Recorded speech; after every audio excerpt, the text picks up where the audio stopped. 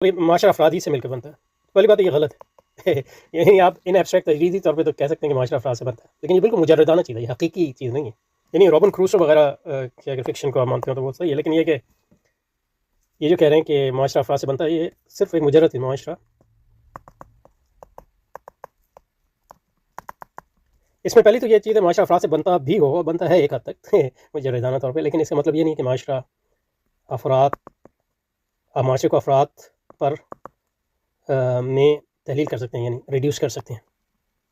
آپ معاشرے سے سارے افراد نکال دیں پھر بھی معاشرہ یعنی ایک عمومی حقیقت کے طور پہ رہتا ہے. یعنی جو کمپاؤنڈ ہے، جو مرکب ہے، وہ اس کے اجزاء ترکیب سے زیادہ ہوتا ہے. مثلا زبان ہے، آپ کہہ سکتے ہیں زبان صرف افراد سے الفاظ سے بنی ہے یا کلمات سے بنی ہے، اور یہ صحیح ہے، لیکن محض کلمات سے تو زبان نہیں بنتی. کوئی اور چیز ہے جو اس میں ایڈ ہوتی ہے، مثلا اسٹرکچر.